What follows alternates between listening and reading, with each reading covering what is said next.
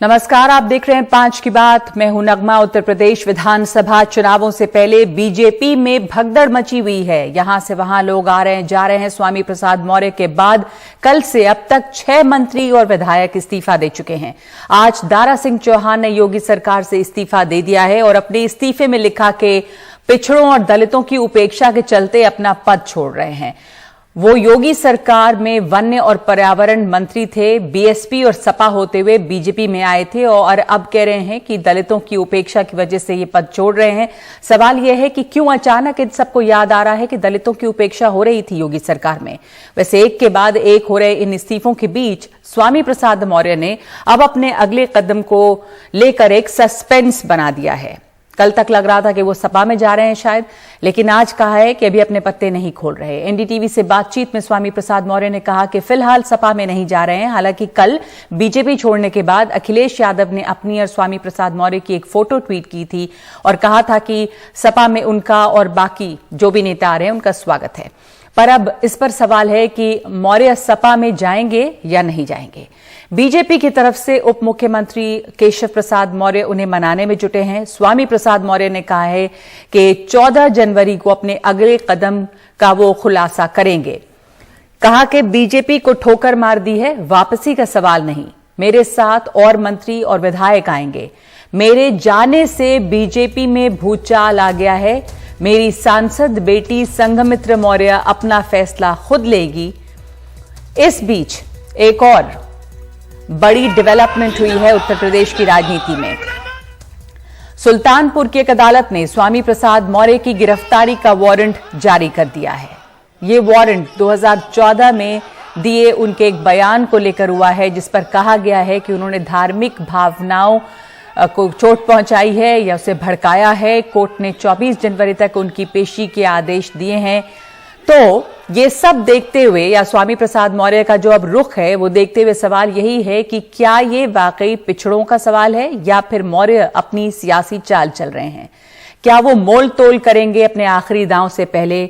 तो आखिर उनका अगला पत्ता क्या होगा, ये सवाल इस समय हम चर्चा करेंगे। इस पर स्वामी प्रसाद मौर्य के मन में क्या है, उनकी अगली रणनीति क्या है, इन तमाम सवालों को लेकर हमारे सहयोगी सौरभ शुक्ला ने उनसे बात भी की है। आपने मंत्री पद से इस्तीफा दिया है कि आपने बीजेपी की मेंबरशिप से यानी बीजेपी की सदस्यता से भी इस्तीफा दिया है कि नहीं दिया है अभी? अरे भूचाल लाने के लिए केवल मंत्रिमंडल के मंत्री पद से इस्तीफा ही काफी है। आगे भी और भी चर्चाएं हो जाएंगी, लेकिन आज जो आवश्यकता थी, कुंभकर्णी नींद सोने वाली भारतीय जनता पार्टी की गलत नीतियों का विरोध मैंने अपने विरोध के माध्यम से दर्ज कराया। पहले भी उचित प्लेटफॉर्म पर मैं अपनी बात समय समय पर रखता रहा, लेकिन सत्ता के उन्माद में, घमंड में चूर भारतीय जनता पार्टी के नेता बात को अनसुनी करते रहे, तवज्जो नहीं दिया। स्वाभाविक रूप से उनकी कुंभकर्णी नींद इसके लिए जवाबदेही और जिम्मेदार है। आज मैंने जनता के हितों की रक्षा के लिए बहुत सोच समझ करके अपना राजनीतिक फैसला किया है और ये राजनीतिक फैसला भारतीय जनता पार्टी सरकार के ताबूत का अंतिम कील होगा। सर, राजनीतिक फैसला क्या है? कल अखिलेश यादव ने ट्वीट किया और कहा कि स्वामी प्रसाद मौर्य जी का स्वागत है। उसका मतलब क्या है कि आपने उनका स्वागत स्वीकार किया या फिर नहीं किया? क्या करें? मेरे इस्तीफे का स्वागत कोई करेगा, मैं उसको धन्यवाद दूंगा। हमारे इस्तीफे का कोई भी स्वागत करेगा, हम उसे धन्यवाद देंगे। हजारों कार्यकर्ता रहे, मैं सबको धन्यवाद दे रहा हूँ। समाजवादी पार्टी नहीं ज्वाइन कर रहे हैं अभी? 14 जनवरी को वो भी तय हो जाएगा। हम क्या कर रहे हैं? केशव मौर्य जी को जिम्मेदारी दी गई है आपको मनाने की। उन्होंने ट्वीट भी किया कि बैठ करके बात कीजिए। केशव मौर्य जी ने आपको फोन किया? बीजेपी के नेता आपको फोन कर उनके फोन ले रहे हैं कि नहीं ले रहे हैं? केशव मौर्य जी भले डिप्टी सीएम है, लेकिन हमारे छोटे भाई हैं। वो स्वयं बेचारे की हालत में 5 साल बिताए हैं, इसलिए मुझे उन पर तरस आती है। बीजेपी जाएंगे कि नहीं वापस जाएंगे? जिस चीज को एक बार किक किया, स्वाभाविक रूप से वहां आने जाने कोई प्रश्न नहीं। बात टिकट की महत्व नहीं है। अच्छा, 5 साल तक फिर यही जनविरोधी नीति का हम साथ दें, जिसका हम अभी तक विरोध करते रहे। उचित प्लेटफॉर्म पर कई बार अपनी बात करते रहे और बात अनसुनी करने के बाद टिकट के लालच में, मंत्री पद के लालच में फिर से हम इनका पाप ढोएं। ठीक है सर, ये एक धर्म सिंह सैनी, दारा सिंह चौहान, कई मंत्रियों के आने की बात हो रही थी, तो 14 तारीख को ही बताएंगे या फिर जो भी आएगा 14 तारीख को उसका फैसला आपके सामने रहेगा। ये स्वामी प्रसाद मौर्य जिनका कहना है 14 तारीख को वो बताएंगे कि राजनीतिक तौर पर वो क्या करने जा रहे हैं, समाजवादी पार्टी जाएंगे या नहीं जाएंगे। अखिलेश को लेकर उन्होंने धन्यवाद दिया है कि उनका स्वागत कर रहे हैं अखिलेश यादव। फिलहाल स्वामी प्रसाद मौर्य आगे क्या करें इसका सवाल, इस सवाल का जवाब 14 तारीख को वो यहीं पर अपने घर पर देंगे। सहयोगी बिलाल के साथ लखनऊ में सौरभ शुक्ला, NDTV इंडिया। तो हमारे साथ मौजूद हैं हमारे सवालों पर बातचीत करने के लिए आलोक वत्स, नेता बीजेपी, IP सिंह, प्रवक्ता सपा, और शरद प्रधान, वरिष्ठ पत्रकार। जिस तरह की बॉडी लैंग्वेज स्वामी प्रसाद मौर्य की दिख रही है, हमारे सहयोगी सौरभ शुक्ला से वो बात कर रहे थे, बड़े कॉन्फिडेंट लग रहे हैं, बड़े आश्वस्त लग रहे हैं, और जैसा उन्होंने बयान भी दिया है कि उनके जाने से बीजेपी में भूचाल आ गया है, क्योंकि कई और मंत्रियों ने भी इस्तीफा दिया, एक नया इस्तीफा आज हो गया है। आलोक वत्स, उनके जाने से भूचाल आ गया है, ऐसा लग रहा है कि कुछ वो तोल मोल के मूड में है। हालांकि दोबारा उन्होंने दोहराया है आज कि जो छोड़ दिया, वो वापस नहीं जाने वाले हैं बीजेपी। नगमा जी, ये जितने भी लोग हैं जिन्होंने अभी ये भारतीय जनता पार्टी छोड़कर इस तरीके का एक माहौल पैदा किया है, ये सब लोग अतीत में भी विभिन्न दलों को छोड़ के दूसरे दलों में चुनाव के ठीक पहले उनको बीजेपी छोड़ने से क्या बीजेपी के ऊपर बीजेपी को इस पर सोचना नहीं चाहिए? जब सब ठीक था तो आखिर वो क्यों, तोलमोल के लिए ही सही, पर चुनाव के ठीक पहले क्यों बीजेपी छोड़ रहे हैं और ये कहकर छोड़ रहे हैं कि दलितों की उपेक्षा हो रही थी, पिछड़ों की उपेक्षा हो रही थी? उनको ये पता होना चाहिए कि मैक्सिमम सबसे ज्यादा दलित मेंबर पार्लियामेंट आज की डेट में भारतीय जनता पार्टी में है। उनके कहने से कि दलितों पे अत्याचार हो रहा है या दलितों की तो ये एक सिलसिला आपको क्या लगता है आलोक वत्स जी? मैं आपसे ये समझना चाहती हूँ कि आपको क्या लग रहा है कि क्यों सारे, क्या सब ये सब एक कैंप में हैं? आपको लग रहा है ये सब एक साथ छोड़कर जा रहे हैं? अब आज दारा सिंह जी का जो इस्तीफा हुआ है उसमें भी यही कहा गया कि दलितों की उपेक्षा, पिछड़ों को नजरअंदाज किया जा रहा है। मैंने आपसे कहा ना कि स्वामी प्रसाद मौर्य ने भी एन वक्त पे बसपा छोड़ी थी और भारतीय जनता पार्टी ज्वाइन किया था। ये भी लोग जो आज छोड़े हैं ये भी पहले दूसरे दलों में थे। कोई इस तरीके का भारतीय जनता पार्टी का निष्ठावान MLA या मंत्री ने पद से इस्तीफा नहीं दिया है। ये लोग जो इधर उधर से आए थे, ये तोलमोल की राजनीति करने के लिए इन्होंने ये सब काम किया है। इसमें धन बल का प्रचुर मात्रा में इस्तेमाल हो रहा है। आप देखिएगा, समय रहते ये भी बात साफ हो जाएगी। ये सब लोग इनको 5 वर्ष तक याद नहीं आया कि दलितों के ऊपर अत्याचार हो रहा था या दलितों की उपेक्षा की जा रही थी। ये आज इलेक्शन के पहले इनको ये तो क्या अपना जी पर समाजवादी पार्टी ने कल ऐसा लग रहा था कि समाजवादी पार्टी में जा रहे हैं। अखिलेश यादव ने तो तस्वीर भी ट्वीट कर दी उनके साथ, उनका स्वागत करते हुए एक तरह से। IP सिंह साहब, आज लग रहा है कि अभी स्वामी प्रसाद मौर्य अपने पत्ते नहीं खोल रहे हैं। मैंने आपसे कहा ना, ये इसलिए पत्ते नहीं खोल रहे हैं। मैं जी का जवाब दे दूं नगमा जी 243 विधायक ऐसे हैं जो उनके हिस्ट्री शायद नहीं पता होगा, जो दूसरे दलों से बीजेपी में आए थे। बीजेपी तीसरे नंबर का दल था उत्तर प्रदेश में। 2002, 2004, 7, 2009 और 12 यहां लगातार बीजेपी 40-42 सीटों तक रही और 8 सांसद जीते रहे। और 64 सांसदों में इन्हें बता दीजिए कि 49 सांसद दूसरे दलों से आके बीजेपी में बने। आज सामाजिक न्याय की बात समाजवादी पार्टी करती है, सामाजिक न्याय की बात पिछड़े अति पिछड़े वर्ग के लोग करते हैं। और यही गोपीनाथ मुंडे 2010 की जनगणना को लेकर उत्तर प्रदेश में बड़ा सवाल खड़ा हुआ कि पिछड़ी जातियों की जनगणना कराई जाए और जिससे कि उनको उसका हक दिया जाए। और गोपीनाथ मुंडे ने 2010 में कहा कि अगर ये जनगणना नहीं हुई तो अगले 1 दशक में पिछड़ जाएंगे। गोपीनाथ मुंडे उपनेता थे संसद के। तो मैं इन्हें याद दिलाना चाहता हूं कि जिसकी आप आलोचना कर रहे हैं, भाजपा ने स्वामी प्रसाद मौर्य का अरेस्ट वारंट नहीं जारी किया, अपनी सरकार का डेथ वारंट जारी कर दिया है। जिस तरह से की भगदड़ है, आज हमारे राष्ट्रीय अध्यक्ष माननीय अखिलेश जी देश के पटल पर उभरते हुए देश के सबसे बड़े नेताओं में शुमार है। आज वो समाजवादी IP सिंह साहब, आपको 1 मिनट के लिए रोक रही हूं। आपने एक अच्छा पॉइंट उठाया है, पर जो मैं सवाल आपसे पूछ रही थी उसका भी आपने जवाब नहीं दिया। पर जो आपने पॉइंट उठाया आलोक वत्स, आप जो कह रहे थे कि ये इधर उधर से आए हुए लोग थे, पहले भी पार्टियां छोड़कर आए, तो ऐसे तो बहुत सारे लोग हैं बीजेपी में जो यहां वहां से छोड़ के आए। जब उनको आपने शामिल किया तो उसमें कोई सोचा नहीं। अब जब वो छोड़कर जा रहे हैं तो आपके नंबर्स तो लोगों से बने, छोड़कर जा रहे हैं तो आप कह रहे हैं कि कोई फर्क नहीं पड़ता।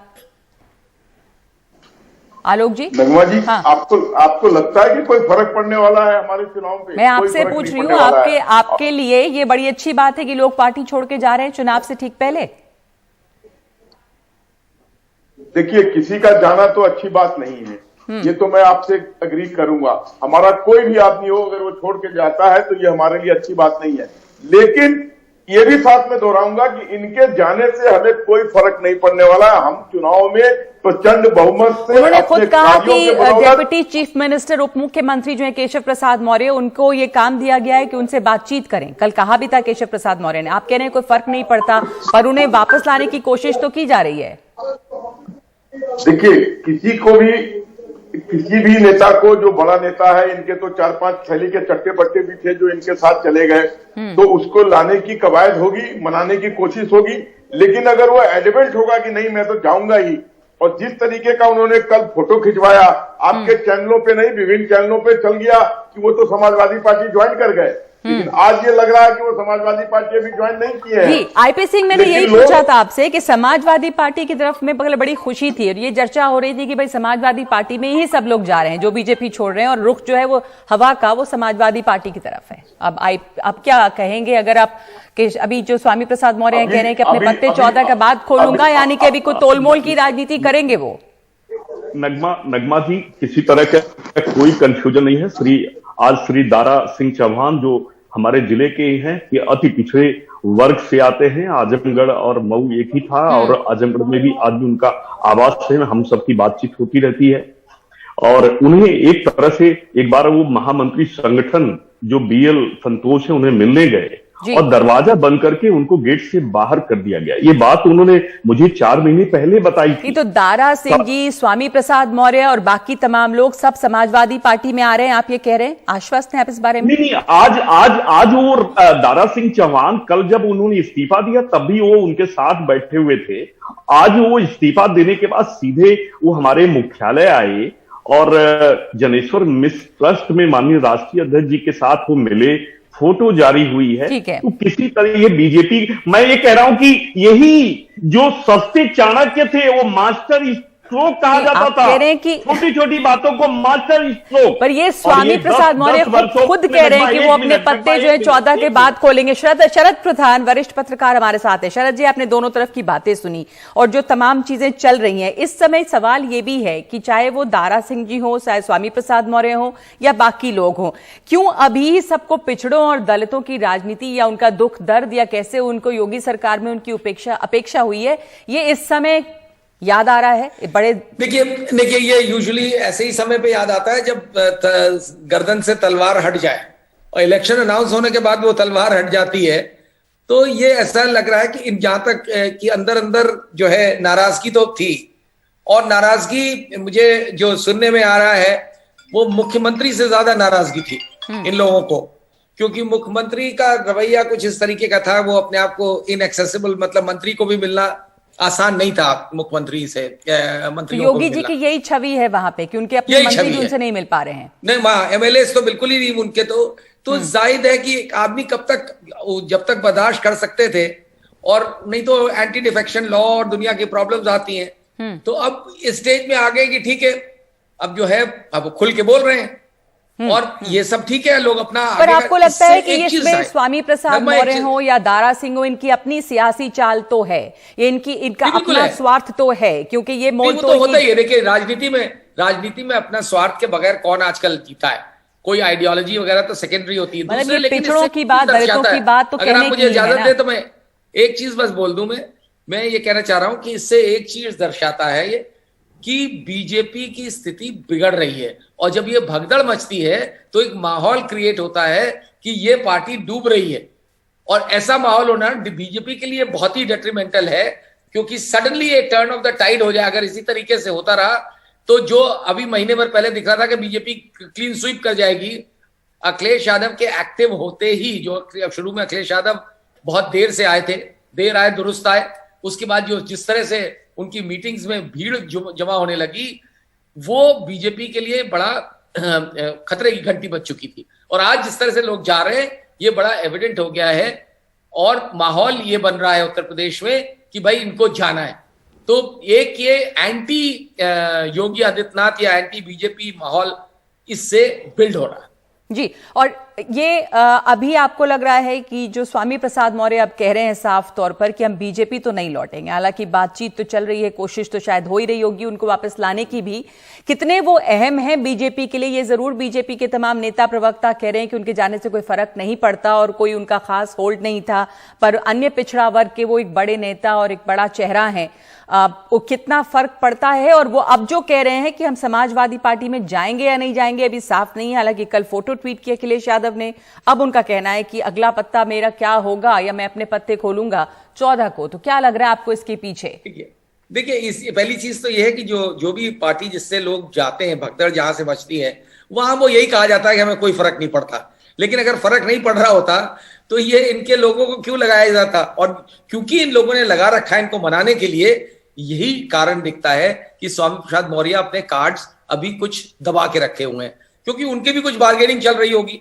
ये मुमकिन है कि आजकल सबके अपने अपने इंटरेस्ट होते हैं और पॉलिटिक्स में अब कोई भी इन चीजों से अछूता नहीं है। लेकिन ये एक और चीज बताता है कि बीजेपी का जो कम्युनल कार्ड था, जो हिंदू मुस्लिम डिवाइड का कार्ड था, वो कमजोर पड़ रहा है समाजवादी पार्टी की कास्ट पॉलिटिक्स में। एक जमाने में इसको मंडल वर्सेस बंडल कहा जाता था, जो मुलायम सिंह, जो अखिलेश के पिताजी हैं, उन्होंने बड़ी सक्सेसफुली प्ले किया था। उस जमाने में भी अयोध्या का कार्ड फेल कर गया था और समाजवादी पार्टी के लीडर बनके और दलित ये पिछड़ों के लीडर बनके उभरे थे मुलायम सिंह यादव। लेट 80s और अर्ली 90s की बात है।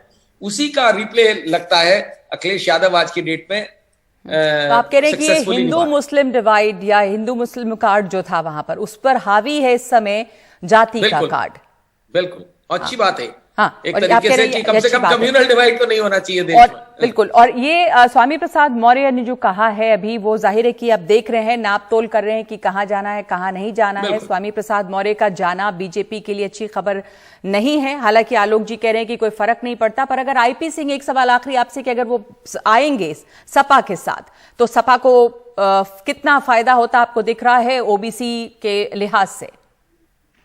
देखिए नगमा, समाजवादी पार्टी प्रचंड बहुमत की तरफ उत्तर प्रदेश में आगे बढ़ चुकी है। भगदड़ मची हुई है बीजेपी में। समाजवादी पार्टी, हमने कहा ना कि आज हमारे राष्ट्रीय अध्यक्ष जी अगर समाजवादी पार्टी के गेट खोल दें तो 200 विधायक लाइन लगाकर समाजवादी पार्टी में शामिल हो जाएंगे। अभी बहुत से ऐसे मंत्री और विधायकों का आने का सिलसिला लगातार जारी रहेगा।